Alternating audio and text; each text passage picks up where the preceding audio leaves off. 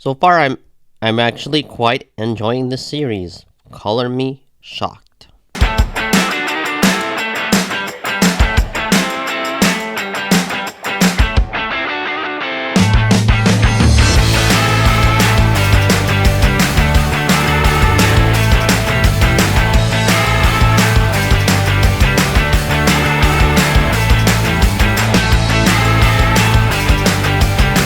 This is a more Michonne-centric episode, and we knew it would be because of the teaser at the end of the first episode. Did the second episode deliver? I was invested throughout the episode, but there were a few things that really had me scratching my head a bit. Maybe it's going to be answered in episode 3. Michonne here is really eager to find Rick. She's got some clues to where he could be. She's got Rick's phone and a ship ledger. With its last location is actually the Bridges terminal, and that's where she's heading right now. Her journey is gonna lead there. Will she find him there? That's what we have to wait and see. But we know from the last episode that she won't. The journey isn't a safe one. She comes across a couple of survivors named Aiden and Bailey in this episode, and a small person named Nat were abandoned by their community.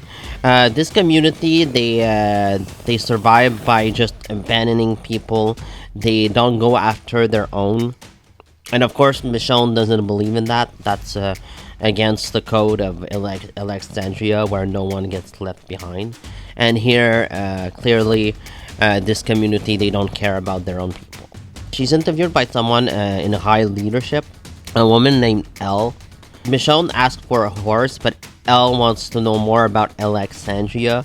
Of course, Michonne doesn't tell her anything, just tells her that she's there to find Rick, and she's heading to New Jersey, and that's it. Since Elle is Aiden's sister, the woman that Michonne saved, she informs Michonne that there's a major zombie herd migrating south, and that she should just avoid it. Elle left her own sister behind, and Michonne asks for a horse, and while Elle doesn't want to give her one, Nat comes in. He tells Elle that Michonne absolutely should get one. Elle actually tells Michonne that trying to save 2, you could lose 200. That is how we survive. It's like, really? You kidding me? That's actually words to live by, I guess. Michonne is given a horse by Nat, but Nat wants Michonne to stay at least a night. He tells her how the system is complete bullshit. They're left behind to die, like the community that doesn't even care about their own people. I don't know if they're worse than the CRM, because the CRM, they don't let people leave, but at least they care about their own people. So it almost feels like every community except Alexandria is like the worst kind. There's no other good community left here in The Walking Dead. Michonne agrees to spend one more night with the community and leaves in the morning. Her newfound friends, they follow her to the Delaware border, and she asks them why they're staying with the community. Of course, I don't think they have a reason.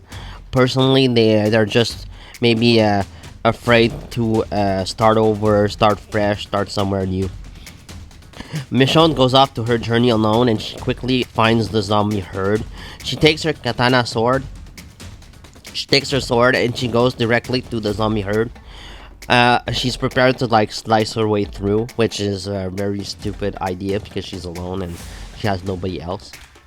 And then an explosion happens, and it creates like this hole in the zombie herd. And of course, it's her newfound friends. They came back for her, and Michonne is really happy about that. She sees Aiden, Bailey, and Nat. They're there for her, and they want to follow her and help her find Rick. I feel like they should have just gone to Alexandria, and Michonne should have just went on their way, considering how things go. But it was actually a nice sentiment for them to stick around with Michonne. Aiden talks to Michonne one night, and she tells Michonne that she's pregnant, which is something that we didn't know about prior. She tells her that she was craving honey, and that like honey doesn't have an expiration date. and that's why they were left behind because her husband went out to look for honey. And Michonne tells her like you should just go to Alexandria because she's pregnant. Aiden's hurt; he has his ankle messed up, and of course they don't listen. They follow her through with her, which yeah wasn't the right move. They should have just gone back home to where Michonne's people were. They then pass through a town, and the helicopter flies over, and they're just sprayed with green gas. And this is like chlorine gas, and this is like almost toxic gas that kills you almost instantly. While I don't know why Michonne and Nat didn't get as badly hurt as Bailey and as Aiden did, because both of them died. I wonder about that. Like, did they just survive because Cripps said so, or is there a reason why they survived? It didn't really make any sense to me.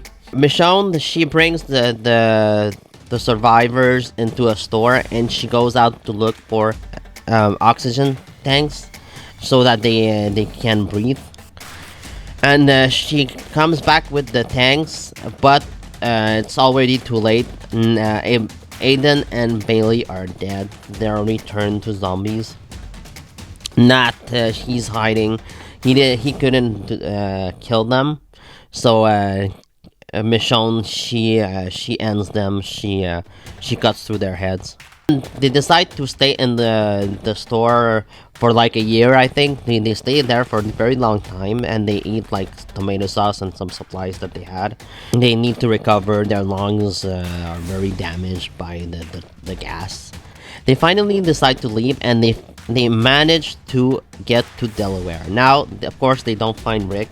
All they find are burned bodies. Of course, Michonne is like devastated. She thinks Rick is dead, which of course she doesn't have any proof. So I appreciate not telling her that, like, she can go back home, but she can still hope that he's alive, that he's still out there. And now we flash forward to the present day, which is the end of the last episode where Michonne and Rick meet. Nat and Michonne are walking as they see a CRM helicopter fly overhead. And Nat just takes his rocket launcher, which maybe I missed something, but how did he get those rocket launchers? And just a question I have is like, where did he get it? Maybe it's not really important, but he fires like a couple of them at the helicopter. The helicopter goes down. It's completely wrecked, but Rick survives. A couple of them survived actually, and Michonne and Nat take care of some of the rest of the CRM soldiers.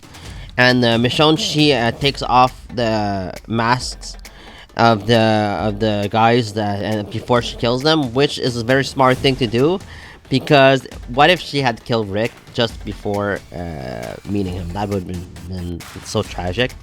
So she takes off Rick's mask. She takes off his mask, and the two of them, like, they just are flabbergasted. They look at each other, and of course, it's it's an incredibly satisfying moment for both of them and for us, the viewers. I think it's probably my favorite part of the episode is their reunion and what follows as well. Of course, she can't believe it. They share a kiss. Rick tells her that he's not with them and with the CRM, and she believes him. What I like here is that, like, she doesn't hate him for being a part of the CRM. She completely accepts that he was forced into their dangerous ways. Soldier is still alive, and he kills Nat. Rick goes to kill off the soldier to finish the job, but Nat dies. Now, I like the new characters, but I don't think that the screenplay gave us any good real motivation to care about them. We don't really know much about these people. We've spent like 10 minutes with them before they're killed off. Honestly, we don't have a lot of character development. A bit.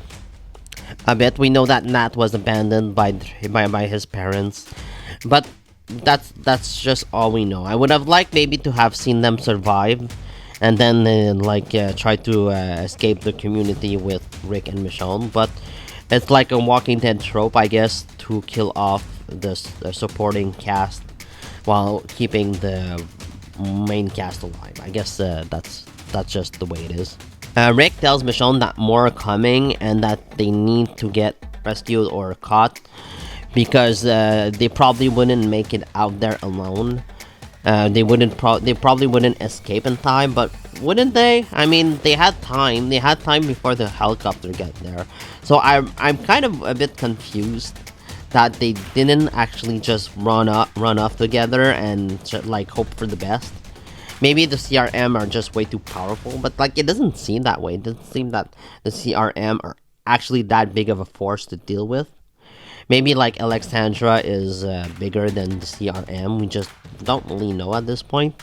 Rick tells Michonne to not be a leader. He tells her to hide it, and he wants her to give them everything that can lead to Alexandria.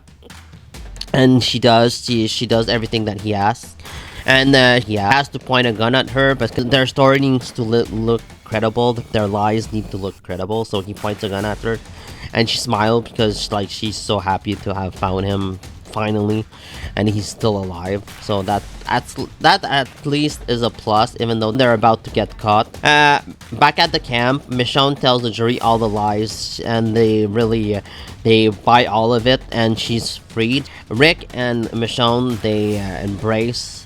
I thought it was a really sweet moment with them when they are reunited and they have actually some time together.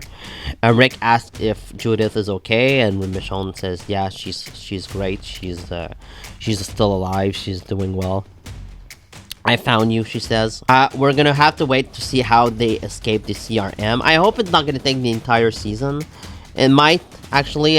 Maybe that's like the whole point of them reuniting so early, because now all they have to do is escape the CRM and go back home. I hope that Rick's not gonna die. I hope that Michonne's not gonna die. I hope that they both live. But knowing the comics, we know that at least one of them goes. So we'll see how this thing concludes. I know there's gonna be like a crossover event, maybe, with this series and Daryl, Negan, Maggie. I don't know what's gonna happen, but maybe Rick is gonna make it out alive here. Rick goes back to his apartment, and of course he's surprised to find Officer Jadis Stokes there. She tells him that she knows that Michonne is his wife, and that if he ever escapes, he's gonna make sure that everyone he loves dies. Now, I have no idea how she knows that. I have no idea how Stokes knows that Michonne is actually his wife. It's really weird to me, but I guess we have to accept it. Maybe it's gonna be explained in episode 3 how she really knows, or maybe I'm missing something. But yeah, she tells him she's threatening him, basically. And then the episode ends with her asking, "What the hell are you doing, Rick?" I would have liked maybe him to answer like, I'm just surviving," or something like that. I would have liked to have he probably would have answered something along those lines. Maybe we're gonna get the answer at the beginning of episode 3. But so far I'm really enjoying this season of The Ones Who Live. I think it's a pretty interesting love story, and 2 really good actors in the main roles, and I'm really interested in seeing what comes next. So yeah, color me impressed. I'm enjoying this season so far. Let me know what you think about The Ones Who Live down in comments below. See you next time.